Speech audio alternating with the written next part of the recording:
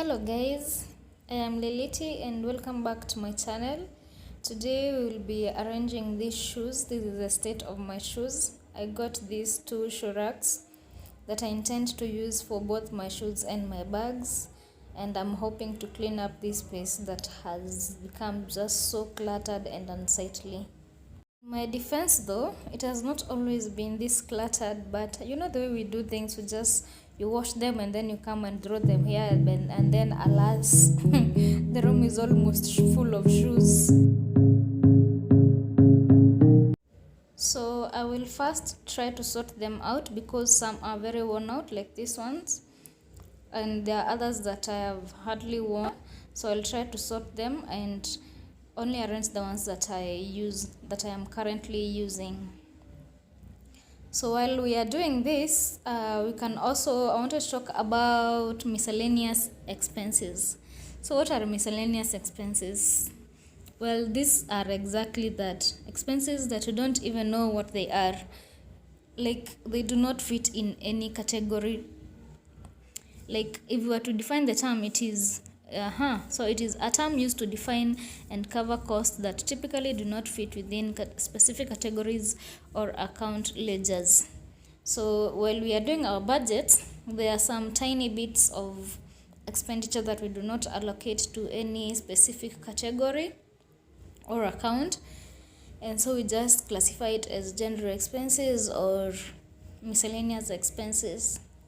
But then over time, if we are to really look at this category, you may or may not find out that it has the bulk of your expenditure. This is where you actually misuse money, because there's no so much, you don't have so much accountability, because it is a gray area. Like, almost anything goes, you can list anything there. You just you misuse money and then you just throw it into this category, or you overspend on another area, and then the excess you come and list it under miscellaneous expenses. So if we are to look at this category of expenditure, maybe it would save us money. This is by, maybe you can cap it and give it an amount. Say, like, in a month, the only amount you are allowed to spend on miscellaneous expenses is about 5,000. Anything more than that, then is just unacceptable, and you do not allow yourself to spend that money.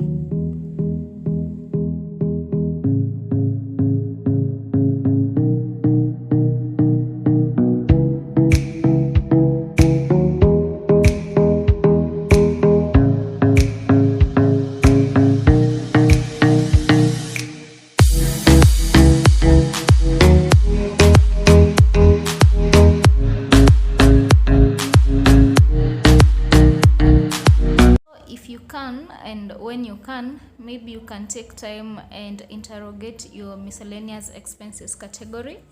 You check out the amount spent and what you spend that money on. You check whether they can be aligned in other categories. Maybe it is wardrobe, but you are putting it in miscellaneous just so that you are not that accountable. But if you can really check it out, like if it is airtime or transport, these are huge categories that can stand on their own. Maybe you can just list them as such, as in their own categories, but not in miscellaneous, so that anything that you're listing under miscellaneous is really miscellaneous, because miscellaneous expenses are supposed to be little extras in your budget, and so the amounts spent are not supposed to be substantial. The essence of the miscellaneous expenses is that you have so many little, not necessarily so many, but you have little expenditures here and there, so they are everywhere. And instead of having so many categories of small items, most of which may be one-off payments, so you just put them up in a category as that is the general expenses or the miscellaneous expenses. So when you go through your budget and you find that the amount spent on miscellaneous expenses is quite bulky, is quite chunky, then you know that there is something wrong with that, and you're supposed to go and interrogate all of your expenditure in that list, so that you know how much you have been spending on what. So when you're listing miscellaneous expenses, even in that category, just write down what it was that you actually bought. Don't just leave it as miscellaneous expenses, an expense, and then just the amount, but not the actual expenditure, like the particulars of that expenditure.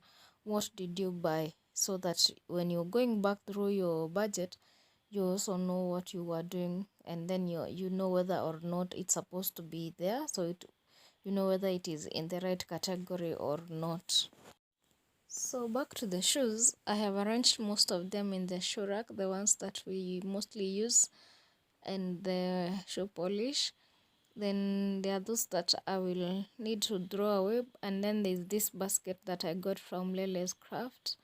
It's a beautiful piece, so I'm stuffing in their shoes that we don't wear so often, or are not as used as, like, we do not use them so often, or those ones that I'm still deciding on what to do with them.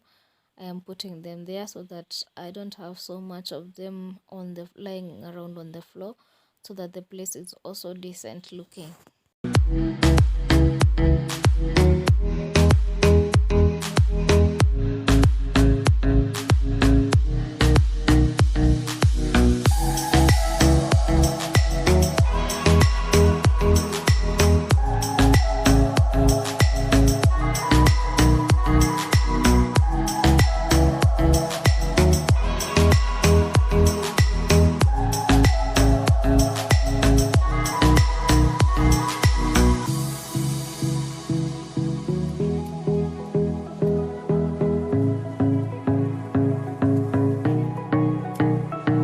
So this is the final look. This is how it now looks.